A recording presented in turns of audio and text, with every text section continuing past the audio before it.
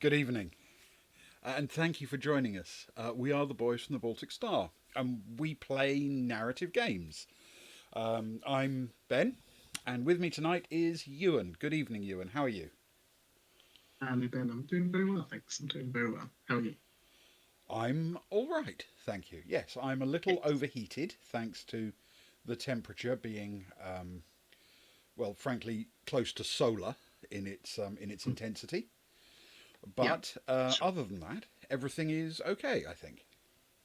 Good. Good. All right. So tonight we are going to have another go. This is definitely not our first attempt at a game called Creature of Havoc. This is a classic fighting fantasy game book. For those who are familiar with fighting fantasy, the rules are pretty much what you'd expect, with one little wrinkle. Well, actually, as it turns out, two. But let's start with the rule change, which is that if, when we are fighting an enemy, one of us lands a double anything when we're rolling for our attack, we automatically kill the enemy immediately without having to work it down through its stamina. Which sounds like a really powerful thing, but in reality, neither of us did that very much last time. Um, we're just not Want to that try? lucky.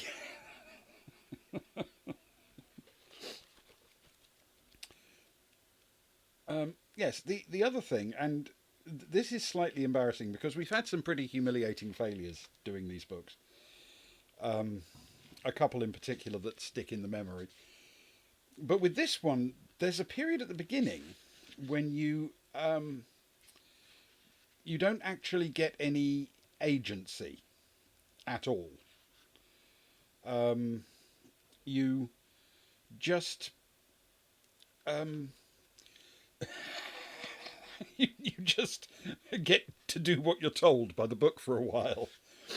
And I think we got to the point where we had basically not really made any intentional choices of our own, and then we died. It was very cruel. It feels like a new life. We did at the time. I'll be honest. we we were not living our very best lives. It has to be said. Uh, But this time it's going to be much better. well, let's hope so. At least we know one thing to avoid when confronted by was it the elf or something. You don't turn around and run away. Yes, because we ran into a non-escape. It was not a way out. There was like an army of them waiting for us. It was Yeah. bad. Yes. Okay. So let's begin with paragraph number one. Oh, sorry, we've got to roll some characters first, haven't we? Right. Okay. So skill, stamina, and luck. Um, Yeah. so d6 plus 6 for skill. Okay, that's good. Okay, that's a 10 for me. Mine is 12. Oh, wonderful. It won't last for long, I'm sure. Stamina, 2d6 plus 12.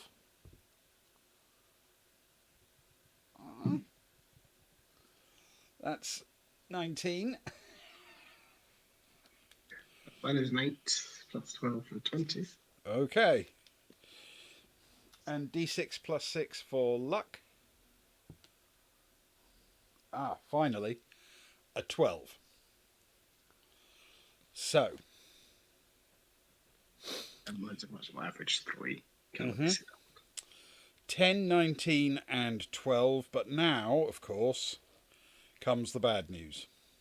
Mm, We have to lose 4 points each from our total. That's because we're not playing it solo. We're playing it together, and it would give us an unfair advantage if we didn't hobble ourselves. Um, well, we do have 10 provisions to start with, so I'm going to do the incredibly obvious and drop my stamina to 15. Much as I am nervous about that. That is what I feel I have to do. I am going to take 3 off of my stamina and 1 off of my luck. Okay. So 17 and 8, respectively. I like the idea of an odd number of stamina. I do appreciate that thought. Just 1 extra. Yeah, one extra combat round. Okay. The pain is unbearable. Summoning up all your energy, you open your eyes, first one, then the other. They narrow to slits as they adjust themselves to the strain of trying to see once more, then relax as they make out familiar shapes in the dim light. A dirt floor, rocky walls. Then the pain takes over. Your head rocks. Your eyes submit and close tightly in an agonized grimace.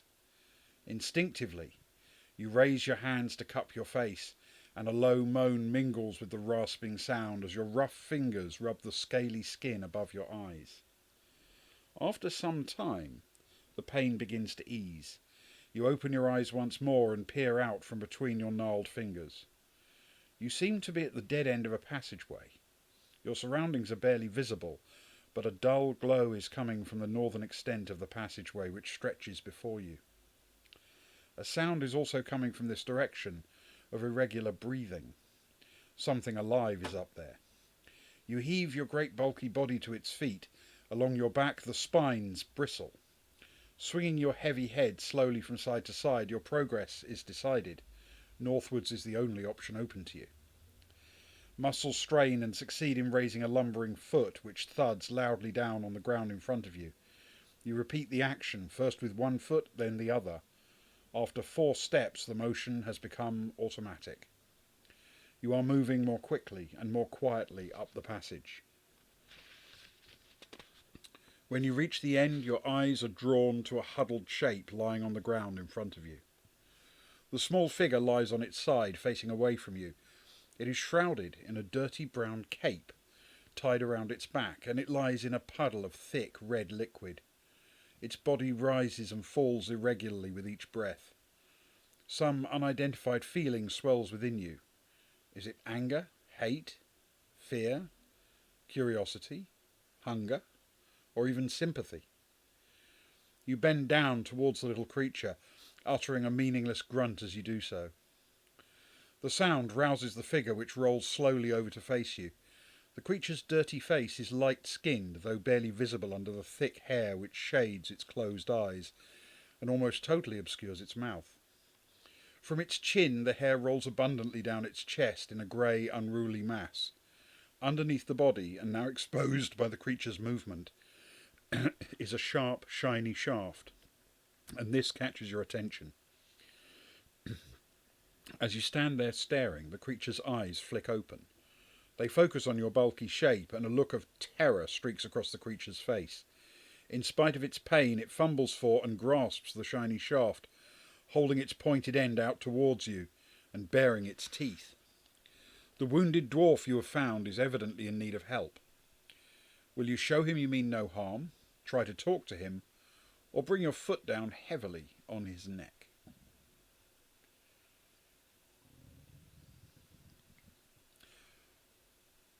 Well, I've got it narrowed down to 2 for me.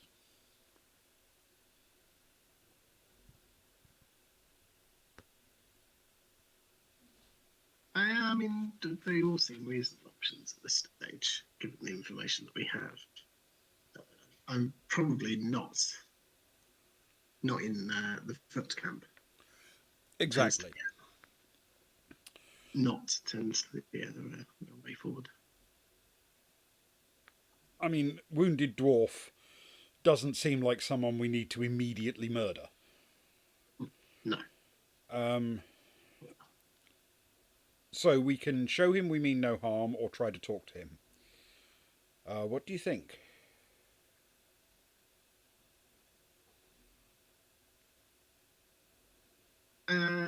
See, normally I'd say to talk, but we know what's going on here, right?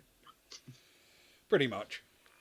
I would suggest that showing we mean no harm. Okay. Yeah. I'm open to other decisions. we will try to show him we mean no harm. 93. I mean, I have a feeling this isn't actually going to work out the way we want anyway, but I can't. It's not like we've explored this story thoroughly enough to really know all the details.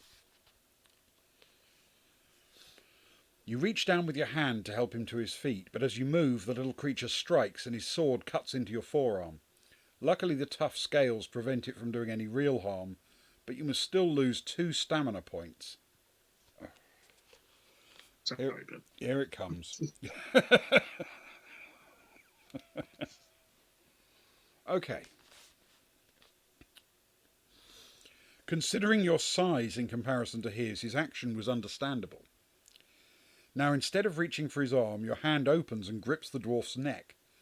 You struggle to control your actions, but to no avail. Your sharp talons dig into the unfortunate creature's flesh. His eyes bulge, and he tries to scream. Frantically, he hits you again with the sword, but the blow lacks power. Deduct 1 more stamina point. So much for odd numbers.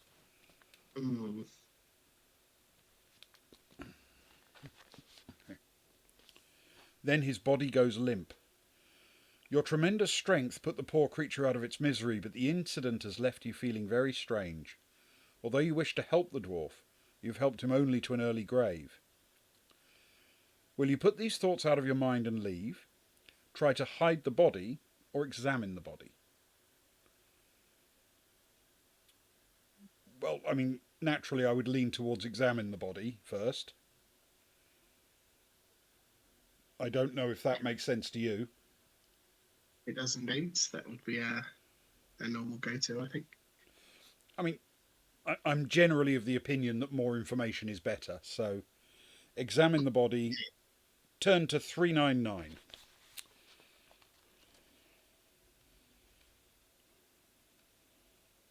Oh, 399. Here we go.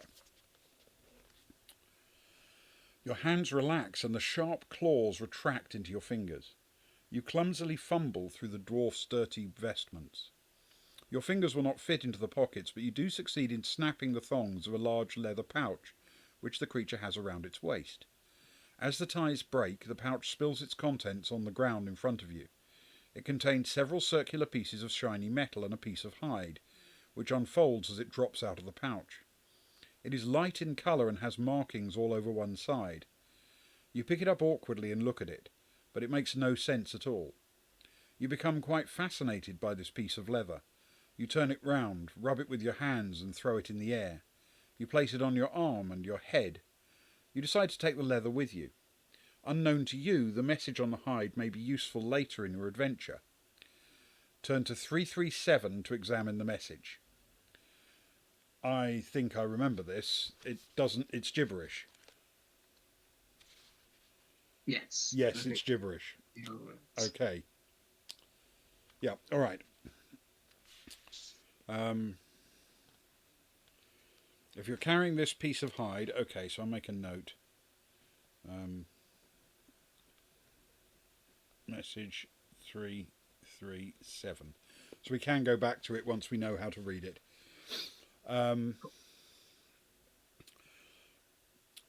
Okay. As you may have realised by now, your own wishes have little effect on your reactions as a creature.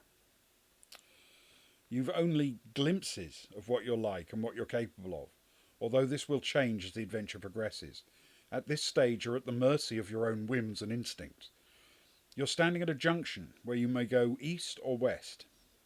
Roll 1 die. If you roll 1, 2 or 3, turn to 308, 4, 5 or 6, 1, 4, 8. Could you roll 1 die for me, please? We don't get to pick east or west. That is a 6. That is a 6, so we turn to 1, 4, 8 for good or ill.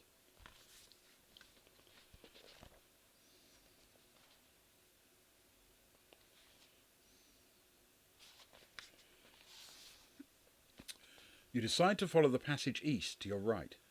Your first steps are slow as you take in the encounter with the dwarf. After a few paces, the corridor turns north. You approach a stout wooden door and must make a decision.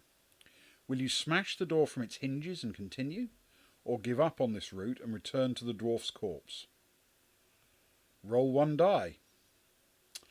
My turn, I guess. Makes sense. A 1 or a 2, turn to 419. If it's anything else, turn to 72. It is a 1. So, we turn to 419.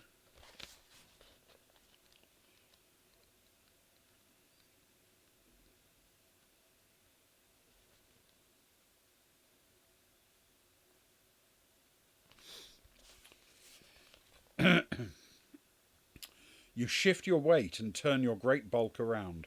With laboured steps, you stomp back the way you came and pass the lifeless body. Turn to 308.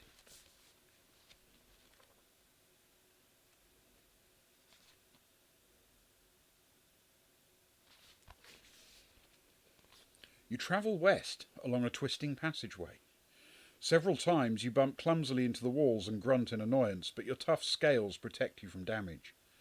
The temperature drops noticeably, and each breath sends steamy snorts from your nostrils.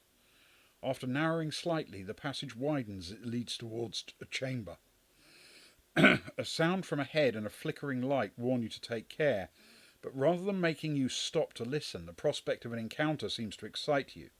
You bare your teeth and your claws and stride forward into the chamber. Turn to 205. It's going well so far. It is. Clearly we are doing brilliantly. Roaring like an enraged demon, you rush into the open chamber, ready to take on whatever is inside. Terrified shrieks come from the small party of adventurers, huddling around a makeshift campfire in the centre of the area. 3 figures are warming themselves by the fire. One wears shiny clothes that clink as he moves. Another is dressed in red, and also grows long dark hair from his chin. The third is a tiny creature with polished hide on his chest. He has no hair on his chin, but has plenty on his feet, which he's been holding up to warm at the fire. Your eyes fix on the smallest of the 3. Your breathing gets heavier and a feeling of pure hatred grips you. Without hesitating, you stomp across and grab the miserable hobbit with your claws. The other 2 are caught off balance and are slow to react. The hobbit has no weapon and should be an easy victim. Okay, so the hobbit has skill 5, stamina 6. We take him on together, and it says if you defeat the creature in 3 straight attack rounds. Given there are 2 of us attacking, I'm guessing we've got a fighting chance. Let's hold off on that after our last performance. Although this does feel very new, it will be said, so you never know. Okay, so round 1.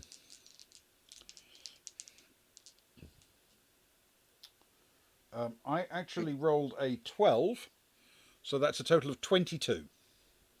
I rolled a 5 for a total of 17. Okay. The hobbit rolled a 6 for a total of 11. Its stamina has gone from 6 to 2. Ooh. Round 2.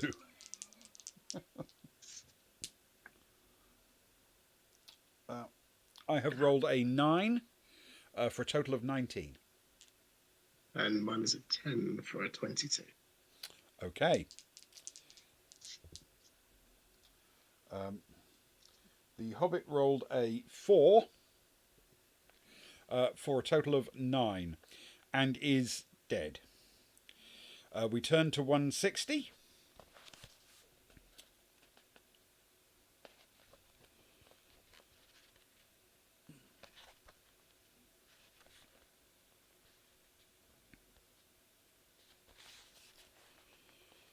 As the creature dies, you sink your teeth into its arm to taste its juicy flesh.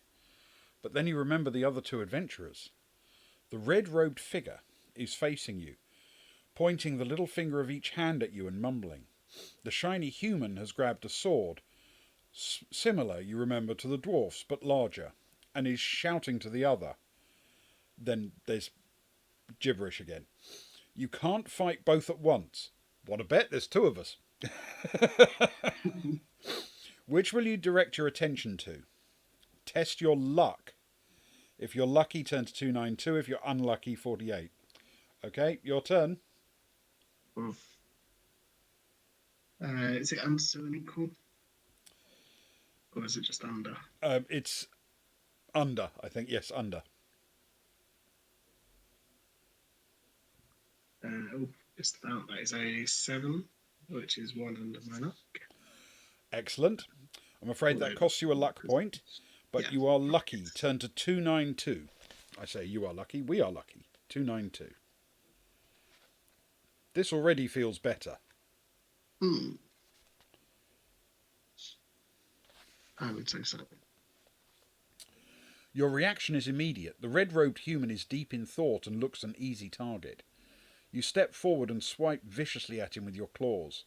He screams and falls to the ground, clutching at his face. You look down at the undefended wretch and prepare to deliver the death blow, but at that moment you feel a terrible sting in the back, which causes you to bellow and swing around. The remaining adventurer has lunged at you with his sword and succeeded in piercing the scales and flesh on your back. You must lose 2 stamina points. Oh, I feel very lucky. It's never fair when they don't give us a chance for the wound, and then you can face the knight in plate armour. So the knight is skill 8, stamina 9. A little bit more of a threat. Oh.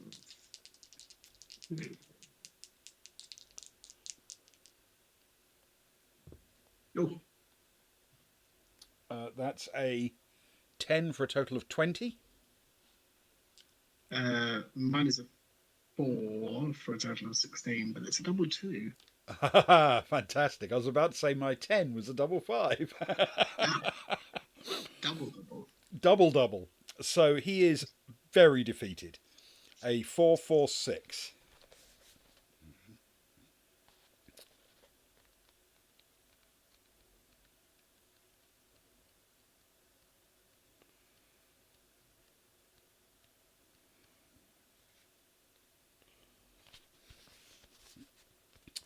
You deliver the death blow, and the knight drops to the ground. With the danger now over, your thoughts turn to food. The smell of the still warm hobbit reaches your nostrils, and your mouth begins to water. You snatch the creature in one hand and eagerly sink your teeth into its sweet flesh, but this will provide merely a snack for you. Inside his armour, the knight is an impossible meal, but the red-robed wizard groaning on the floor may be a new taste for you to savour. You silence his miserable whimpers with a deadly slash from your claws. For the tasty meal, you may restore your stamina to its initial level. Okay, that's better. Wow.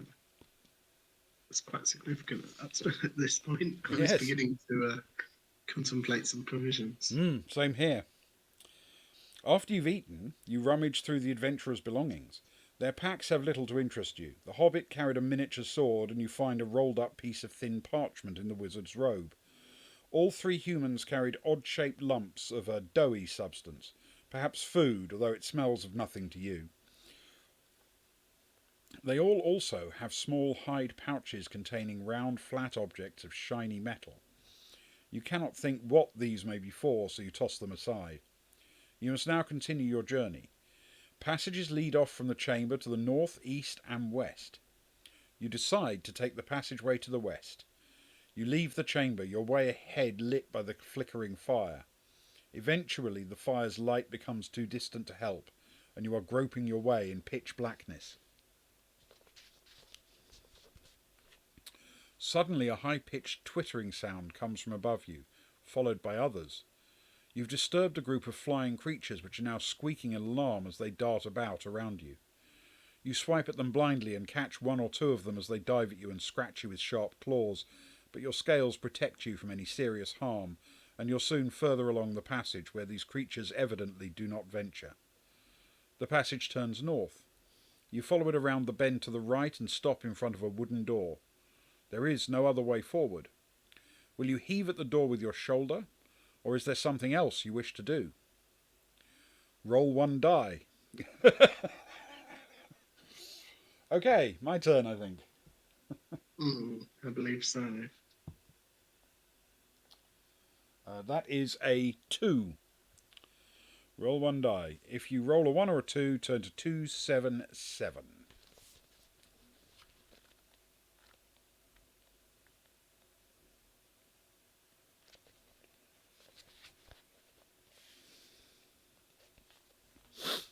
You listen at the door and hear slithering noises followed by chomping sounds. You step back for a moment to consider what you've heard. You decide to turn back in the direction you've come from. As you feel your way slowly along the pitch black passage, you're again startled by the high-pitched twittering noise that you remember from your last encounter with the small flying creatures. You swat hopelessly at them and manage to hit a couple, but one swoops down and catches you painfully in the left eye. Fortunately, your eye was blinking at the time and it hasn't been permanently damaged, but the bruise swelling up above your left cheek will keep the eye closed for some time. You must deduct 1 skill point.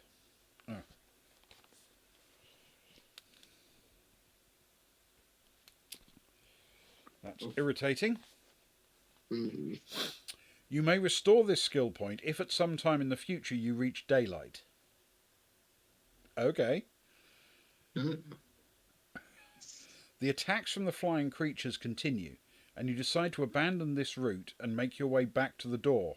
Finding it once more closed and barring your way, your jaw tightens and your lips curl back in an angry snarl. Both directions face you with danger and frustration. You step back to take a leap at the door with your fists. Turn to 101.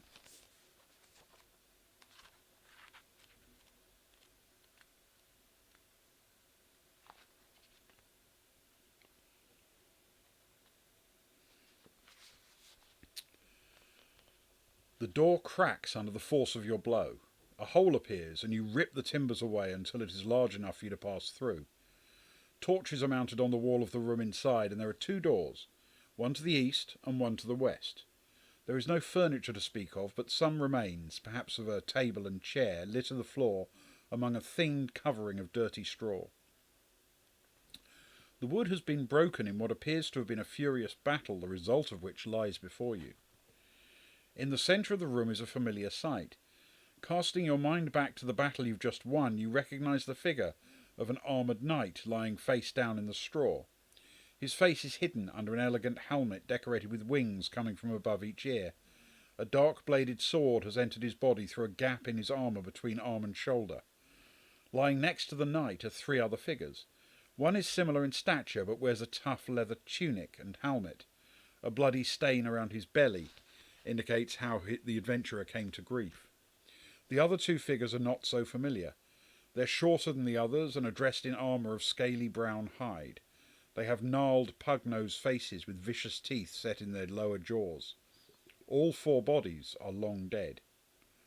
You step forward to get a better look. Suddenly you hear a chomping sound coming from somewhere in the room, in fact, several places, but you cannot see anything which might make such a noise. Your eyes pass over the adventurer in leather armour, and you suddenly freeze. While you're watching, a chunk of flesh disappears from his thigh. You watch incredulously for a few moments more. Not only does more flesh disappear from the adventurer's leg, but you also notice the body of one of the pug-nosed creatures twitch as its forearm suddenly loses a fleshy lump. This scene is worrying, and you must decide what to do next. Roll 1 die. That's a decision. Yep. Your turn, I think. Okay. If you roll 1, 2 or 3, you decide to investigate the bodies further. If you roll 4, 5 or 6, you head quickly to the door to the east. That is a 1. A 1. We decide to investigate the bodies further. Turn to 2, 3, 4.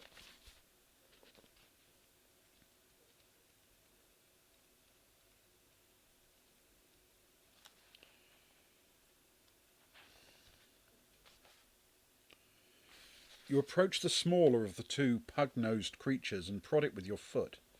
Its lifeless body shrugs and lies still, but a similar prod on the leather-armoured adventurer's leg produces a startlingly different result.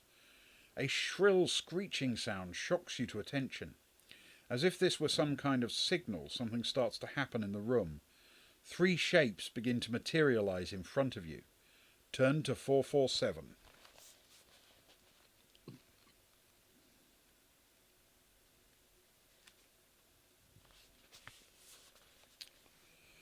Your eyes widen as 3 scrawny creatures form before you. They are thin and angular and move in quick, jerky motions. Although their bodies are covered in a scraggy, dark fur, their bony faces are bald with tiny eyes. In the centre of each face is an oversized, protruding mouth rimmed with sharp teeth. These vicious little flesh feeders live on carrion. While feeding, they make themselves invisible to avoid being caught unawares, but in between meals they are both visible and quick-tempered. They now face you, furious that their meals have been interrupted, and you must battle with the creatures, and they attack together. Okay, so we have a complex scenario here where two of us are taking on three of them all at once. Yeah. Now they are all skill 6. So we each roll one attack, they roll an attack, and we can pick our target. It's not entirely in the spirit of the game that we get to pick our target. But let's assume our instincts are still enough that we can choose who we want to go after. So we have the first, second, and third flesh eaters. We can attack them, double team them if you like, or we can split our attacks as we choose. So I will roll an attack, you roll an attack, and then we'll see how they do. Yeah. Okay, I have rolled a total of 17. That's very good. Mine is an 8 for a 20. Okay. Now, I suppose I'm going to go after the first flesh feeder. Would you like to do the same, or second or third? Makes sense, I think, to me to do the same. Okay. So if we both go after the first flesh feeder, it's rolled a mighty 10, but that I'm afraid is only a 16 with its skill of 6. So it has taken 2 hits and dropped to 2 stamina. The second and third flesh feeders rolled an 8, which is 14, not enough to hurt us, and a 3, which is a 9, definitely not enough to hurt us. So that's that's the first one is in trouble. Okay, so I'm going to roll an attack again. Yeah. That's a mere 6 for me, so a total of 15. Mine's a 6 as well from 17. Okay. I'm going after the first flesh feeder in the hope that I can wipe it out with this attack. You want to go after the second one or the third one in the hope you can knock it down a bit, or are you worried that I may not have enough on the first one? No, I have faith. I have faith. I'll move on to the second. Okay. Right, the first one rolled a 4, which means it's dead. Very good. The second one rolled a 12, which is a total of 18. Which is actually more than I got. Is it more than you got? It is more than I got, yes. Okay. The third one rolls a 7 for a total of 11, so it doesn't hurt either of us. So, you're usually odds rather than evens, aren't you? I am, if that's all right. Oh, of course. That is a 1, so I'm afraid it takes 2 off you. 2 off me. I shall go down to 15. Okay. So, my next attack. The second flesh feeder, irritatingly, has 7 stamina. So we may be fighting this one for a bit. Might take a little bit longer.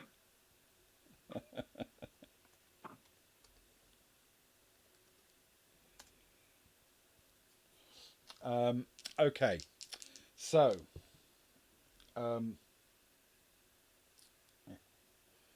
I have rolled a 9. That's a total of 18. I'll roll a 6 for a 17. Okay. The second flesh feeder, which presumably we're both still going for, has rolled a 6 for a total of 12. So it is down to 3 stamina. The third flesh feeder has actually rolled an 11, which is a total of 17, which is not enough to hit either of us, despite its 11. So, that's, unfortunate for it. Okay, next combat round. Okay, that didn't go well. I rolled a 3, a total of 12. I rolled a 6, but a double 3. Ooh, a double 3. The second flesh feeder is dead. And the third flesh feeder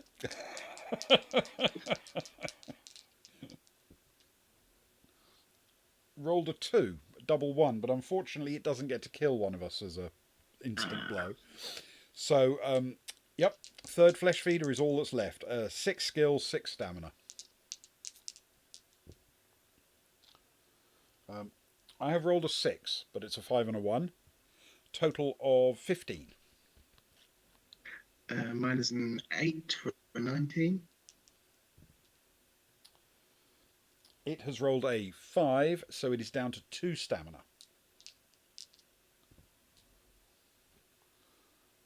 I've rolled an 8, but it's a 5 and a 3. Mine is a 7 for an 18. And it has rolled a 5. So it is very, very dead. And it didn't hurt either of us. So if we defeat them, which we definitely did, turn to 89.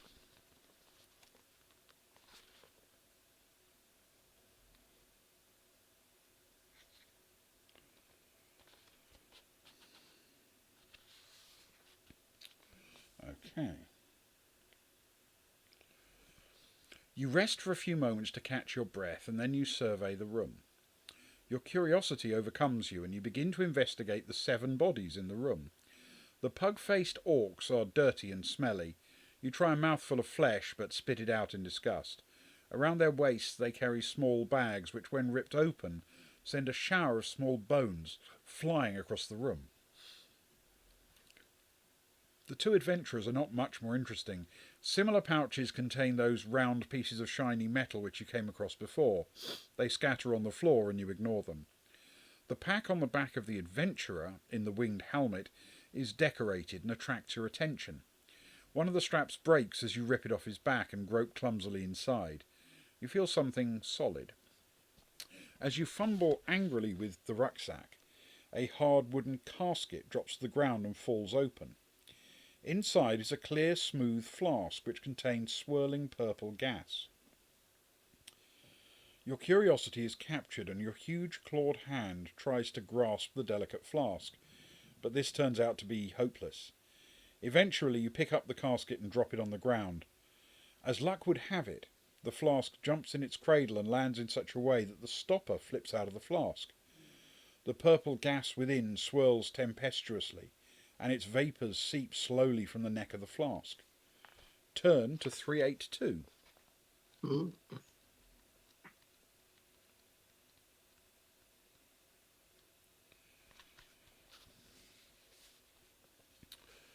The gas drifts from the flask, but rather than spreading out, it pulls itself together into a purple cloud and billows up before you.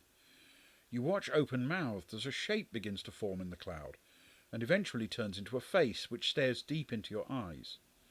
The face is human-like, but thin and with jagged features. The pupils of its eyes are not round, but are instead serpent-like. Its thin-lipped mouth opens and speaks. Gibberish. Much gibberish. Your anger mounts and you swipe at the cloud, but your hand passes right through the gas without even disturbing it. The mysterious face blinks slowly and the colour of the cloud vanishes momentarily from purple to white and then back to purple again. Then the face disappears and the cloud is sucked back into its flask.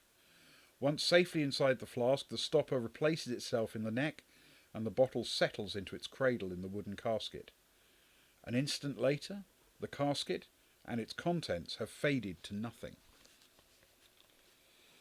You decide you've had enough of this room, but you may add 2 luck points for your find. I think, fully stocked with luck. I am. I will regain 1. Excellent. Okay, we have a choice. Yep. This is amazing. We have an actual choice. Will you leave through the door to the west or the door to the east?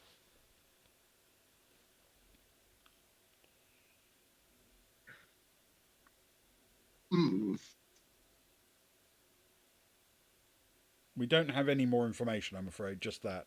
No, it's not much of an informed choice, but it is a choice. It is at least an actual choice, yes. If it helps, I can tell you that going west is to 51 and east is to 33. I don't know.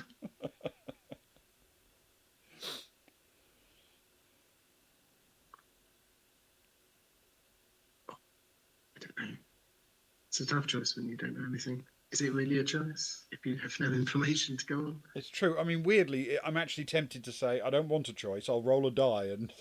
Let's roll the dice, yeah. Which would be our normal fallback, but I was holding off. Yeah.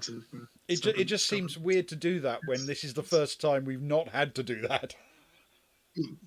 Yeah, precisely. If you want someone to make a choice, let's go west. Let's go west, young man. Okay, we will go west. West is 51. Leave through the door to the west, turn to 51. This could be an absolutely terrible choice, but what the hell? It could be. But it's one that we made of our own free will. Yeah. Or I did. You bless her. You leave the room along a passageway which runs west, your thoughts still dwelling on the mysterious smoke creature. After a short time, you find that the passage is bending this way and that through the rocky earth, but your progress is aided by the strange blue glowstones which are set into the roof of the passage. As you progress, glowstones ahead of you light up and bathe the area in an eerie blue light. When you look behind, you can see that they magically turn themselves off. Suddenly, a distant echo reaches your ears and you stop dead in your tracks. Again, you hear the sound, and it's coming closer. Footsteps and muffled voices are heading towards you. You are fortunate in having the advantage that your own footsteps are virtually silent, so you continue ahead, ready for a fight with anything that may come along. You approach a bend. A shrill scream pierces the air, and for an instant you're not sure whether it came from your own throat or that of the terrified adventurer with whom you suddenly found yourself nose to nose when you turned the bend. But you recover quickly and slash furiously at the hapless human, who's still trying to compose himself after his fright. You catch him across the skimpy leather armour he wears on his chest and send him crashing into the rocky wall, where he loses his grip on the sword he's carrying. His 2 companions are close behind, so you must finish off the strong arm without delay. So the strong arm is skill 7, stamina 8.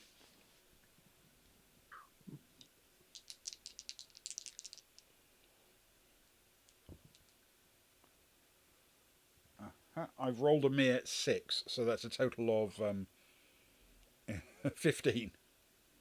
Mine is an 11 for 22. Okay.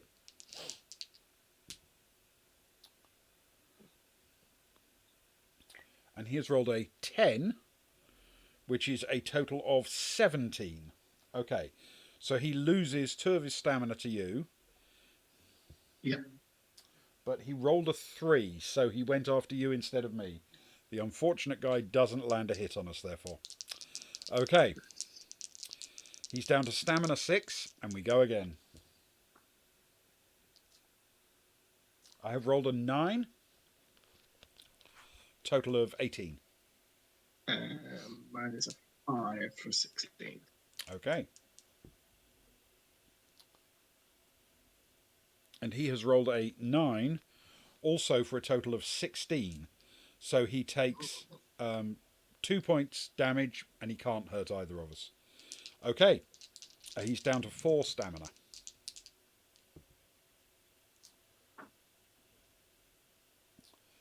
I have rolled a 7, a total of 16. Mine's a 10 for 21. Fantastic. And sadly for him, he has rolled a 5, which gives him a total of 12, and he is dead. Oof. If you defeat the warrior, turn to 320.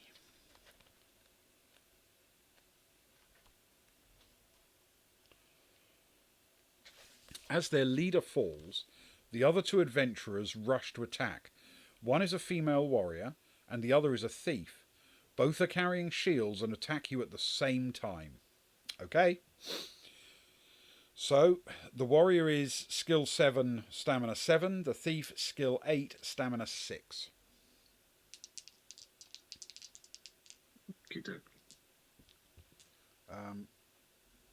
Okay. I've rolled a 5, I'm afraid. A total of only 14. I have rolled a 5 as well. For 15. Sorry, 16. Terrible maths. I'm going after the warrior first, which is the one with lower skill. I will do the same. Okay. That's a 9 for the warrior, a total of 16. That's the same as you, isn't it?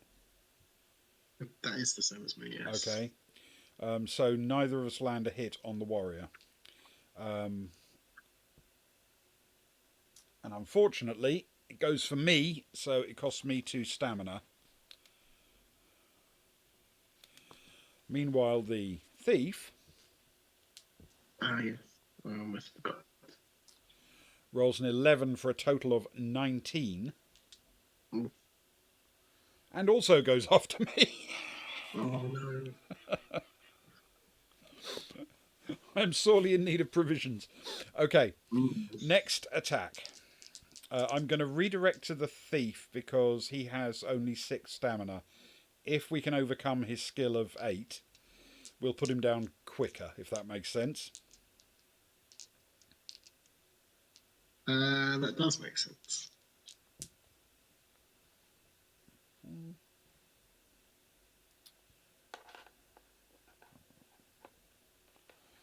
Okay, I've rolled a 10, but sadly it's a 6 and a 4. Total of 19. Mine is, excuse me, mine's a 6, 4 and a 2, which totals 17. Okay.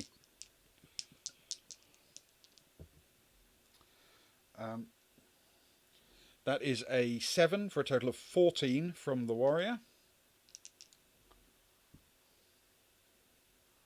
Ooh, and that's a 5 from the thief. A total of 13, which means the thief is down to 2 stamina.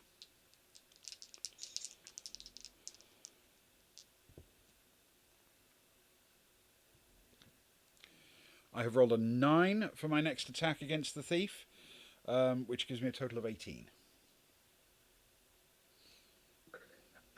Mine's a 4 for a total of 15. Are you going to trust that I can take on the thief, or are you going to double up on him? It seems a little bit harsh either way, because my 4 was a double 2. Oh! So, so, so I'm not entirely sure what to do with that information and whether it's sporting to choose your target after you know what you A rolled. good point. Yes, I hadn't really thought that through, had I? I mean, I until now.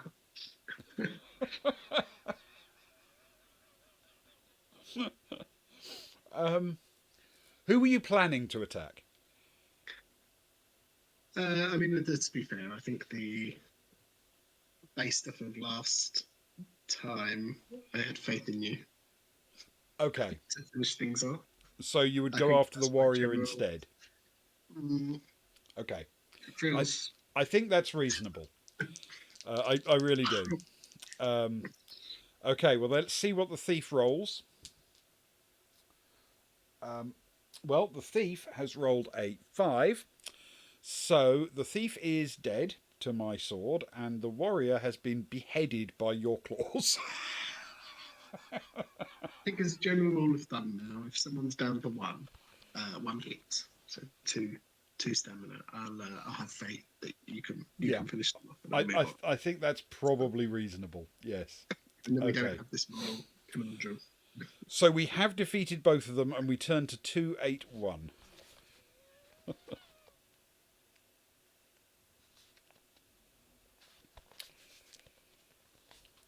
You poke around the bodies of the 3 dead ruffians. Something shining on the wrist of the third adventurer catches your attention. Clumsily, you rip at the clothing of all 3, eventually exposing 3 objects of interest. The leading adventurer wore around his neck a pendant made of a dull, dark metal on a leather thong.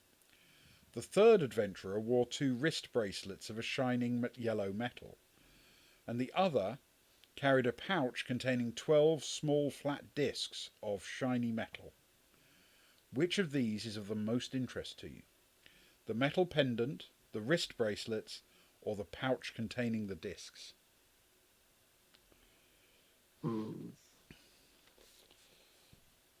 Well, we have so far discarded many sets of discs in this game.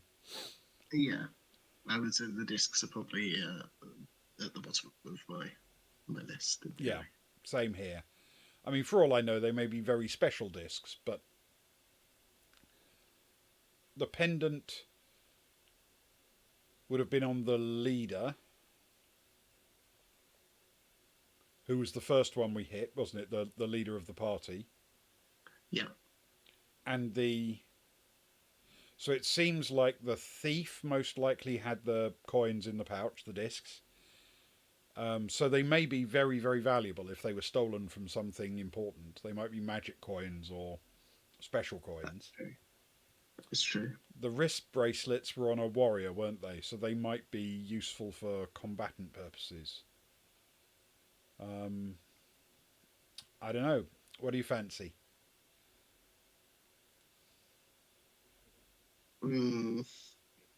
So my gut instinct is that the thing that would be most use to us, that is most likely to be useful, is the pendant. The pendant? Okay, yeah. I I was sort of torn between that and the bracelets, so let's have a go at the pendant. We're going to be able to put the bracelets on. Yeah, I think that's perfectly reasonable. To be fair, maybe it's a ring. Could be. 306, the dull metal pendant. 306. Let's see what happens.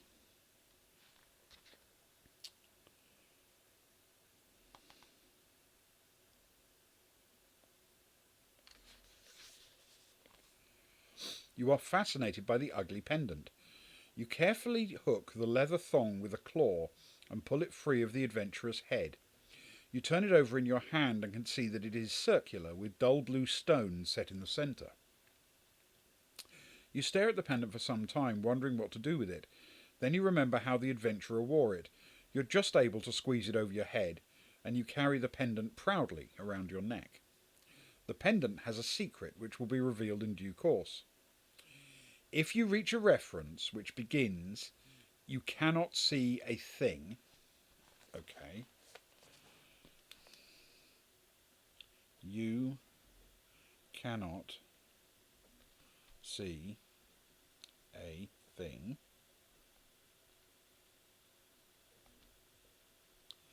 okay, deduct 20 from the reference number at the time and turn to the new reference.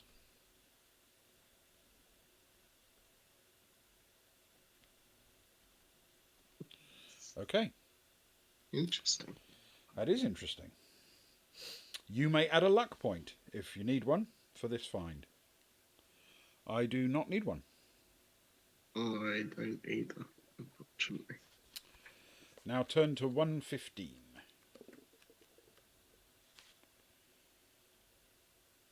Before you finally leave the adventurers, you may decide to feed on them.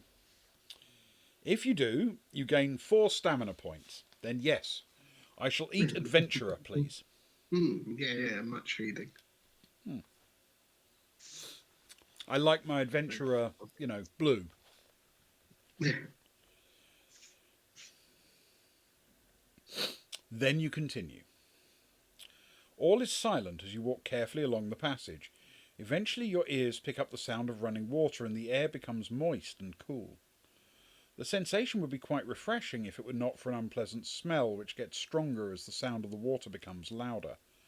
Soon you'll find yourself on a ledge in the face of a rocky cliff. Looking out, you can see you are high over a vast cavern through which a river flows.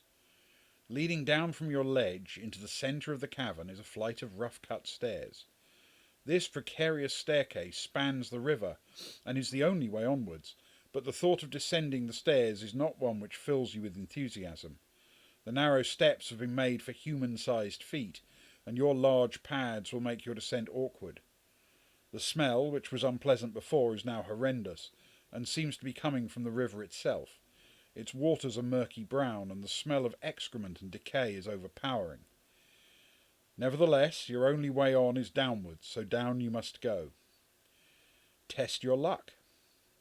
I think it's my turn, isn't it? Believe so. Yeah, I was hoping we were going to reach some daylight then at some point, but maybe not. Maybe not. Right. I rolled an 8, which is decidedly underneath my current luck of 12. So my luck is now 11. Oh, that's good news. We are lucky. Turn to 166.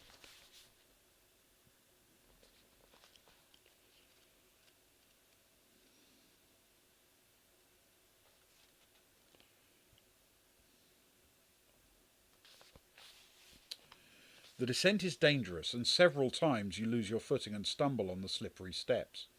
But your luck holds out, and you finally arrive at the foot of the staircase. The stench of the river is especially foul to your sensitive nostrils, and your eyes search desperately for a way out of the cavern. You discover 2 openings in the rock face ahead of you. One leads to the west and the other to the north. Will you continue north or turn west?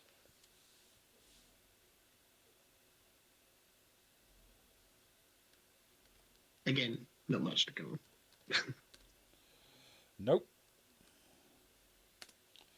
I think you picked last time, didn't you? So how about we continue north through 358?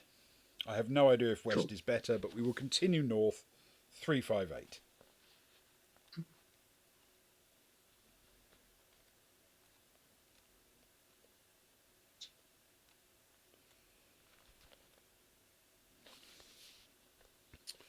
A passage leads from the opening into the rock face and you follow it, but you find that as you travel north the light fades rapidly. There are no glowstones in this passage, and you must progress carefully, steadying yourself by running your hands along both walls. The ground underfoot is rocky and several times you stub your toes painfully on protruding stones. Later you can no longer touch both walls at once. Although you're unable to see anything, you sense you're entering a large chamber.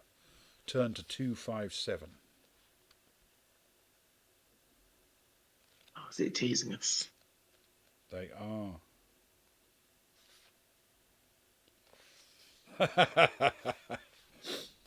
You cannot see a thing. Oh, I thought it was going to be a bluff then. Mm-hmm. So,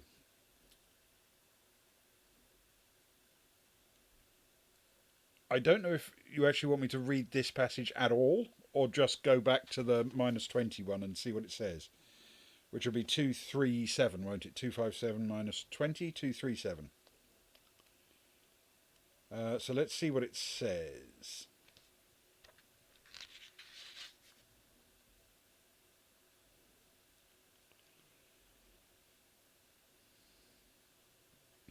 Okay. As you shuffle around the wall of the cavern, You suddenly notice a strange sensation coming from your neck. The pendant you picked up is beginning to vibrate slightly and is giving out a faint hum, but when you continue around the wall, the vibration fades until the pendant is once more still. You puzzle over this for a few moments and step back to where you were before. Again, the vibrations and humming come from the pendant, and you pause to look at what is happening. The dull blue stone set in its centre is beginning to glow, and you watch in amazement as its colour changes from blue to a living red, as though a fire were burning inside it. An instant later, a single beam of red light shoots from the stone to a point on the wall in front of you. Following its direction, you can see what seems to be a piece of rock hanging in mid-air. As if ordered by the pendant, you grasp the rock and pull. It is not hanging in mid-air, but is attached to a rope, and your tug is answered by a rumble in the rock in front of you. A doorway is opening. The pendant you have found is in fact a magic talisman which has a special power. It is able to detect hidden doorways. In future, it will warn you of the presence of secret doors, but you will have to watch for the warning signs. If you read a reference which begins, "You find yourself," then you may look for a secret passage using the talisman's help. Add 20 to the reference and turn to this new reference. If a secret door is present, the new reference will make sense and the talisman will show you its secret. If the new reference makes no sense, then there is no secret door. If you are able to, you may add 1 luck point for finding the secret door. Excellent, that puts me back up to luck. Okay, so for future reference, it is you find yourself. You find yourself.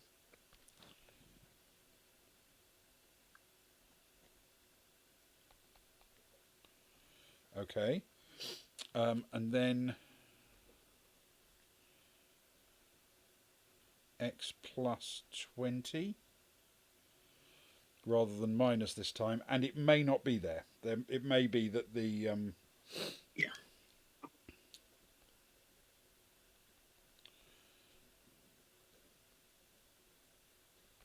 Okay, there may be nothing there. Fair enough. You may now either enter the secret door you've just found or return to continue on your way. Well, I mean, it's a door. Secret, which I find intriguing. Yes, and I'm pretty sure we have rules. But we do. And these rules, I mean, they are inflexible, are they not? Yeah, I mean, if I would argue that if they were flexible, they wouldn't be rules. They'd be suggestions. Yes. Yeah. Yes, exactly right. These are clearly absolute, inflexible, ironclad rules. Okay, so we are required to go in through the secret door. We will turn to 4, 5, 8.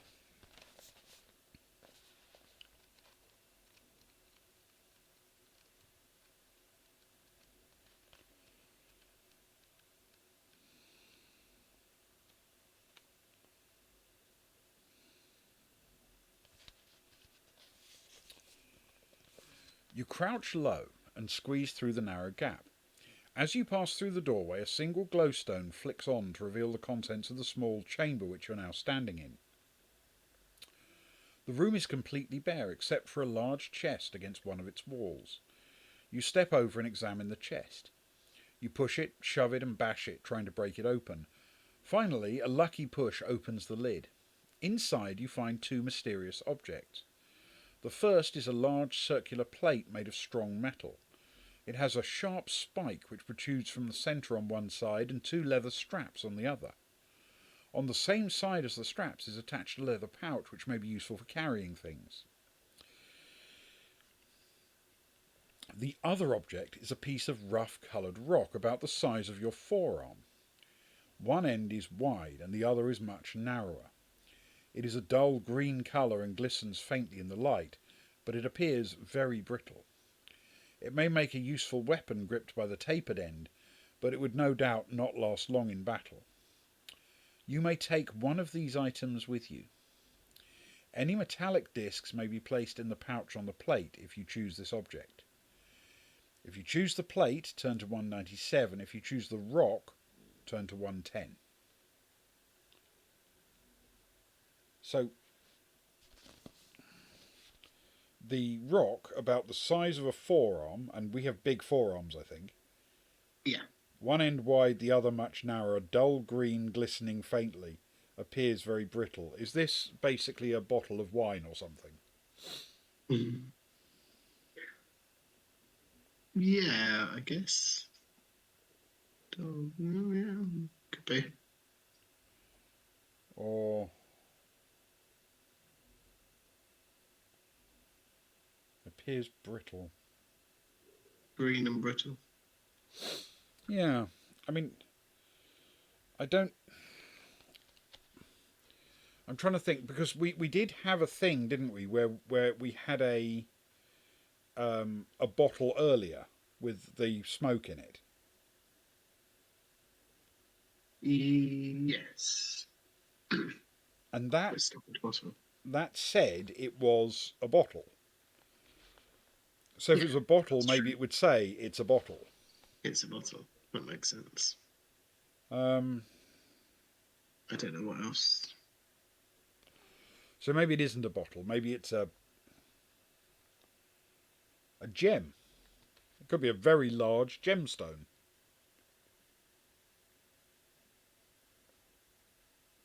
It could be. Gemstones are shiny and they Green could and look brittle. Or, The plate is, well, I'm pretty confident it's a shield, right? yeah, Um, with a spike.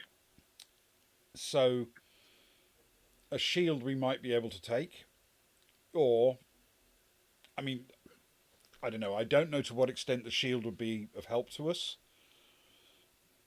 The rock, whatever it is, may be brilliant, may be valuable or important, some mystical object, or it may be just useless.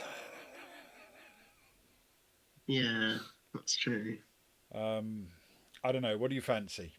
It looks like we have to pick one or the other. Choose the plate Yeah. or choose the rock.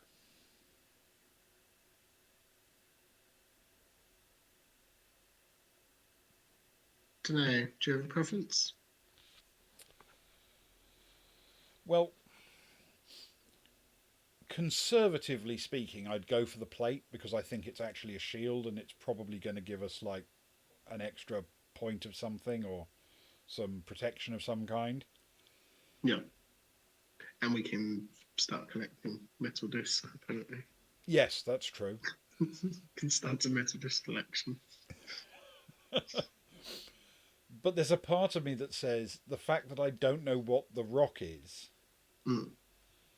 means it might be more interesting. But I'm nervous Yeah. of turning to that paragraph and it says, "Congratulations, you've picked up a pointed rock." Yeah.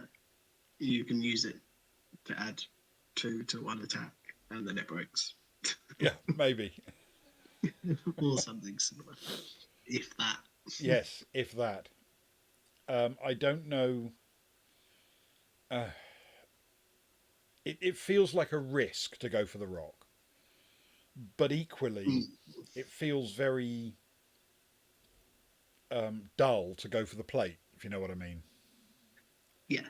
My Yeah. curiosity is piqued by the rock, but if I'm being conservative, I would go for the plate and think it'll be the safer choice. But maybe there's an altar later we have to put a specially shaped rock into in order to open something or whatever. Maybe. Maybe. Yeah, I just don't know. I'm torn. So,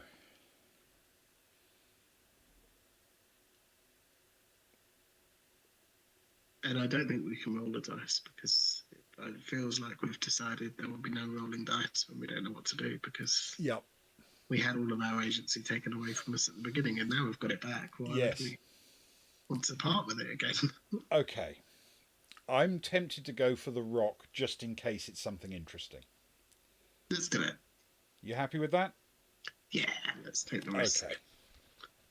Let's If you make it. choose the plate, turn to 197. If you choose the rock, turn to 110. We have chosen the rock. For good or ill, 110.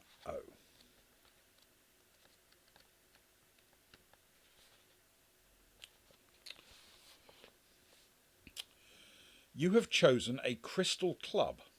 It is not valuable, but to your way of thinking, it is a beautiful trophy. However, it is quite brittle.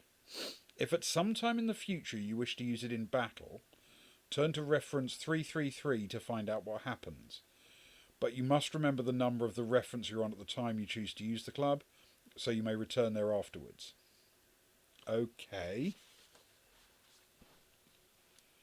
Crystal Club. If you want to use it in battle, turn to 333. Yeah. Now, what I don't know is, are we allowed to read that now?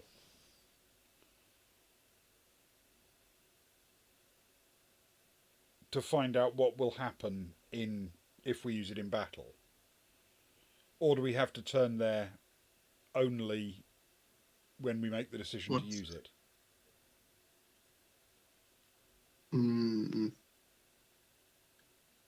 It feels like. I mean, we're going to go back to where we turned there from anyway, right? So Yes. It feels like it's not going to be anything game changing or massive. No, it's just going to say it delivers, 6 points of damage once and then it's done or something, isn't it? Well, let's leave it as a surprise then. If we get into a battle and we think, you know what, we're going to unleash Crystal Club time, there may be a point where it's going to be really obvious that we need it, like we're fighting a crystal dragon or something, and you think, you know what could be handy here? Yes. Yeah, definitely. Okay. Now we can leave the chamber and turn to 257 to continue the journey.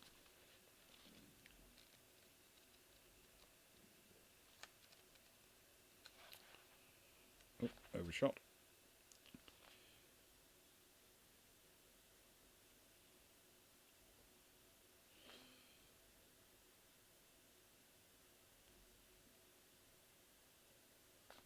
Did I say that? Yes. And turn to 257 to continue your journey. Okay.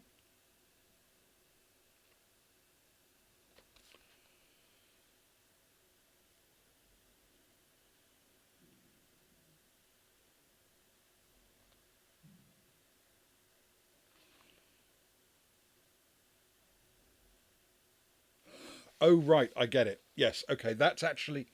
I was thinking... I thought we were onto a different thing, because it begins, you cannot see a thing. But I suddenly realised, of course it is, because that was an entire detour based off the... Yeah, so we're back to where we were before. That's fine. So you cannot see a thing, but we don't have to go back to 237 this time. Your feet shuffle noisily through the straw which covers the floor as you grope around the walls for a way out. If this cavern is the lair of another creature, then you may well be walking straight towards it, but you hear no sounds other than your own. And eventually you reach a hole in the rock, which is large enough for you to walk through and leads to a passageway. You continue slowly along the passage, still groping your way, but you stop when a blue light flicks on in front of you. The welcome hue of a glowstone makes you blink and turn away until your eyes become accustomed to the light. When you're finally able to take in your surroundings, you find that you're at a junction where you may turn either to the east or to the west. Another classic east or west choice. Yes, that's what it appears to be. Not a lot of information to go on once more. This game does seem to do that. It gives you the agency back and then just says, do you want to go east or west? Do you want to turn left or right? I'm not completely sure that that's better than having no agency. Well, I'm hoping it's sort of a gradual, and then eventually we'll start getting a little bit more information as we progress further, Hmm. to be able to make more informed choices. But I'm not holding out much hope. Well, I But think still, it's your turn. So, do you uh, fancy east or west? what did we do last time? North. Yes, north was the Let's last choice. go. um. Okay, let's go east. East. Okay. We go east. That's 61.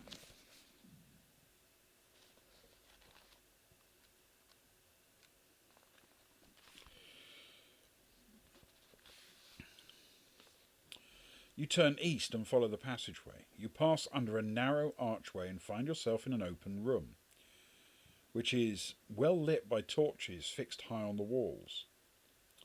You look around for a way onwards, but the only passage leading from the room is the one you arrived along. The room is bare except for a small pile of what looks like black cloth lying against one of the walls. Do you want to investigate the room or rather leave? Investigate the room further or leave?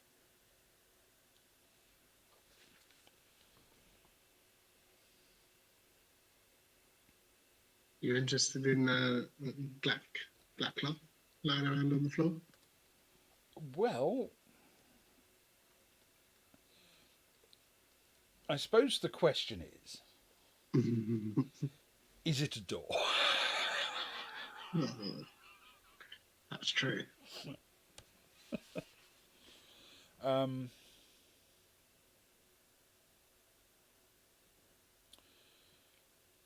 a small pile of what looks like black cloth.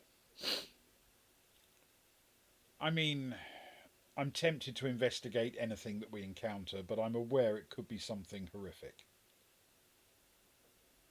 Yeah, and to be fair, it feels like we'd use something horrific. So, however, doesn't necessarily feel like an "Are you sure?" moment No, yet. that's true.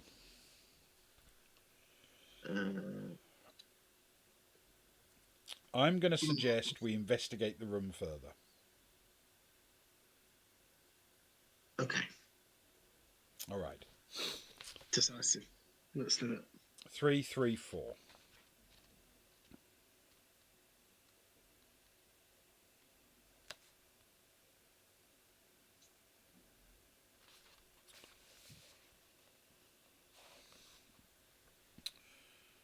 You wander around the room, but there's nothing particularly remarkable about it. You stop by the pile of cloth and bend down to pick it up, but to your alarm, it leaps into the air and disappears. Astonished at this strange occurrence, you look around the room for signs of the cloth. The flickering shadows make your search more difficult, and in the end, you shake your head and ignore the incident. You begin to move off towards the archway when you suddenly feel a sharp stabbing pain in your back. Oh, this is not good. You spin around, roaring loudly to face your attacker. There is no one there. But drops of dark liquid rolling off your back and dripping onto the floor confirm you've certainly been injured. You must lose 2 stamina points. Okay.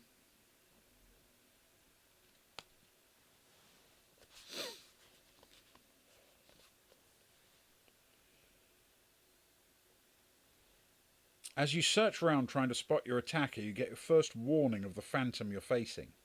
Your shadow shifts against the wall, and as it does so, it reveals another shadow, trying to remain concealed within your own. A spindly arm rises above your shadow with a sharp knife clutched in its hand. You leap to one side as the arm descends. The knife catches your shadow's arm as you jump away, and dark blood seeps from between the scales of your arm.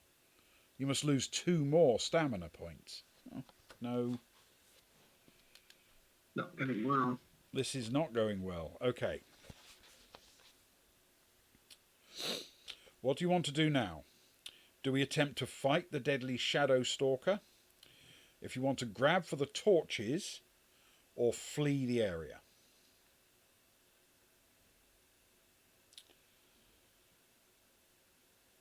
Um,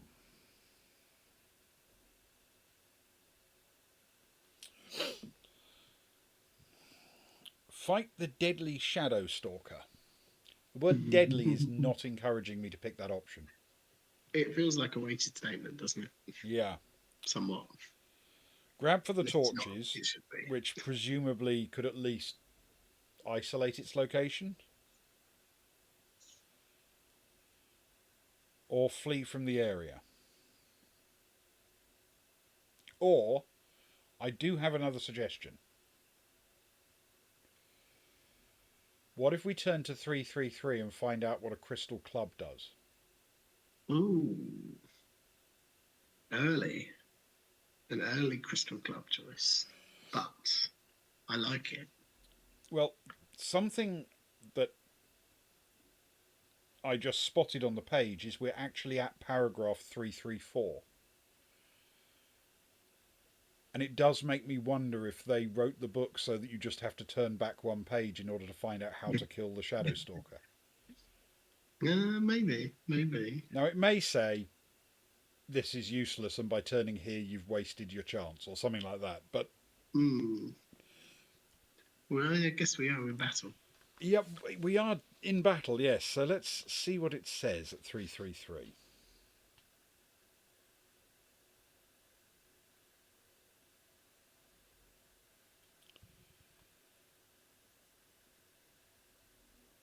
Okay. All right, so what it says is you grasp your crystal club and swing it at your opponent's head. To your amazement, the club seems to take on a will of its own. As your opponent ducks, the club follows his movements and comes down heavily on his skull. The force of the blow shatters the club, which now lies in fragments on the floor, but the blow was sufficient to slay your opponent outright. You've won this battle, but you've lost your club. Return to the previous reference and carry on. Okay, so we can't do that until we get a reference that says, if you win, go to such and such, can we? Yeah. So what it basically is, the Crystal Club, despite sounding magnificent, is a one-shot kill, get out of jail whenever you need it card. Yeah. Makes sense. Which is actually not a bad thing. If one of us is getting close to 0 health, Yeah. we just swing a Crystal Club and it's insta-kill whatever we were facing. Yeah, I like it. Or if we're come up against something that feels boss-like. Yeah, which is definitely worth having. So I'm not that annoyed about it. Okay, all right. So but it does deal with. Unfortunately, it doesn't help us with this because we need to attempt to fight it, though apparently we can theoretically then one-shot it if we need to. Mm-hmm. Unless, of course, fighting it is just a death sentence. Yeah. We can grab for the torches or flee. I must confess I'm tempted to either grab for the torches or run away. Yeah, my instinct, I guess, would be the torches based off of the shadow. Mm-hmm. The deadly killer shadow creature. But I don't know how that'll work. Let's try the torches. I agree with you, I think. I mean, the only thing I have as a question is that it doesn't... I don't know what we're going to gain by killing it, but it's a monster. We're monsters. Let's have a monster-on-monster kaiju battle. We will grab for the torches and see what happens. 379.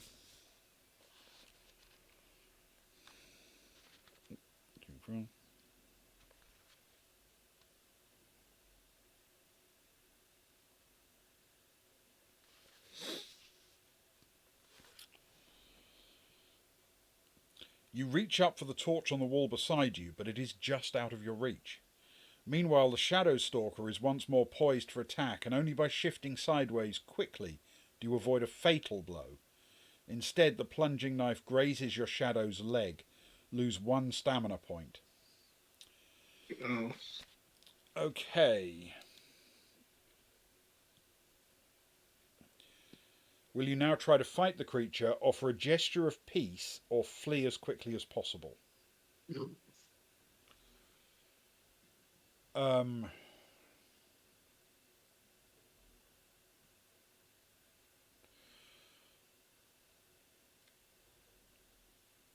I'd be tempted to say, let's get out of here. But the books do have an unfortunate habit of punishing cowardice. We've run into this before in this very book, haven't we? Yes, we have.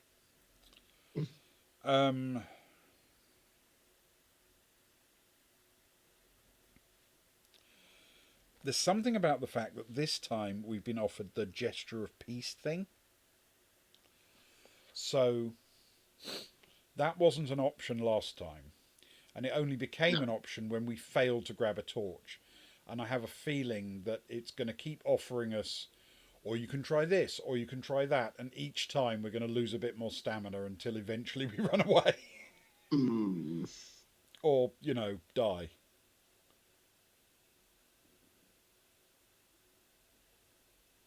I don't know. Yeah. What do you think? I'm still not keen on fighting it. No, unless, of course, that is the only way out. And this is the other options are that it offers you, or would potentially keep on offering you. They're just chipping you away before you come to the realization that you have to avoid it. Yeah. Don't know. What do you fancy? I mean, You're not wrong. Fighting it could be more logical. Gesture of Peace is new, but it could be a trap. Fleeing as quickly as possible seems sensible, but occasionally the book does punish you for being a coward, so... Although there was no... Am I right? Am I remembering it correctly that there is no other exit in this room? That's right, yeah. We'd have to go back and choose a different path, basically. So we'd have to leave eventually anyway. Yes.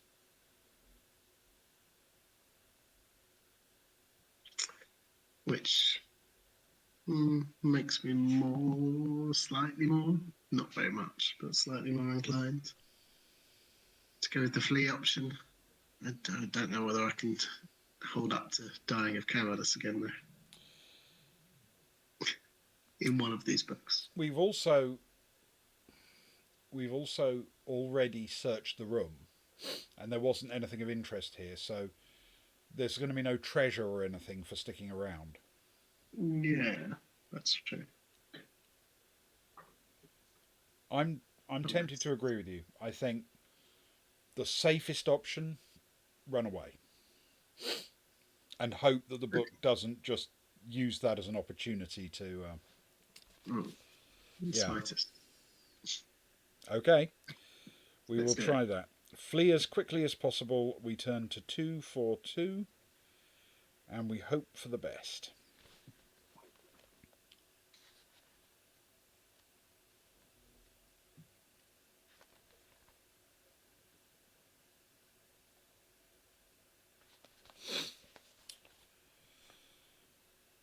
In a state of panic, you lumber towards the door as quickly as you are able. The Shadow Stalker, however, is quicker, and its knife finds your back as you flee. Lose 3 stamina points. Oh. Okay, that's not too bad. Could be worse. Could be. When you reach the archway, your 2 shadows separate. The Shadow Stalker becomes faint as the light fades. In the light of the glowstones, you hardly cast a shadow at all, and this seems to worry the creature. It slips back along the wall into the room and settles on the floor. You blink and look again. The creature now looks like a pile of black cloth. You turn and leave the room, still not certain of what has happened. Eventually you reach the junction and continue westwards. Turn to 309. Right, I'm going to have a provision. Yes, that is a good idea. Okay. And we turn to 309.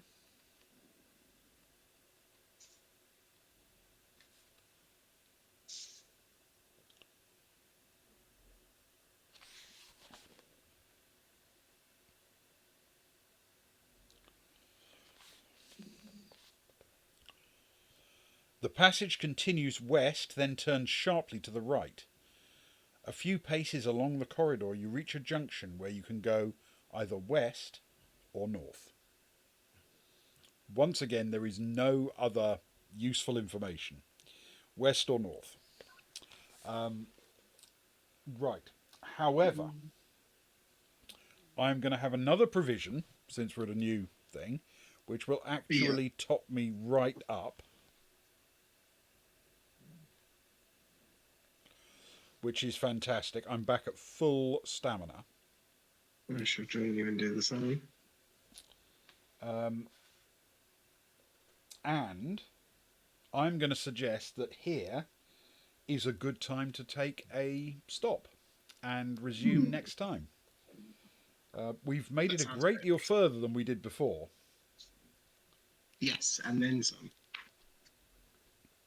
Most definitely. We actually got far enough into this book to make an actual choice or three. Yeah, I like it. Yes. Some of them had information behind them as well, or at least an educated guess of some sort. Yeah, absolutely. Well, Ewan, thank you so much for this evening. Thank you, No, it was everybody, for joining us. I hope you enjoyed part one of Creature of Havoc. We will pick this up another time. It's been a while since we've got far enough in, taken long enough on a book to actually need to split it over two sessions. It has been definitely far too long. To be honest, I'm glad we've managed it once again. I mean, we're normally much worse than that. Very true. So I'm going to call that an absolute victory.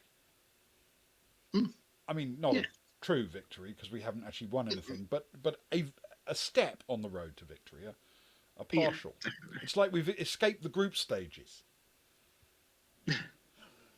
Yeah, we've definitely hit a milestone on a Yeah. road victory. Yes. Yes. So thank you, Ewan. That was enormous fun. Thank you, Ben. Always a joy. And thank you, everyone who watched live or on VOD. We always appreciate it. And I hope you had some fun. And tomorrow night, we're continuing our Summer of Love with a one-shot called Campfire Tales. And I'm not going to tell you anything about it for fear that it will spoil the surprise. But there will be a campfire and some tales. So join us if you can. And until then, good night. No.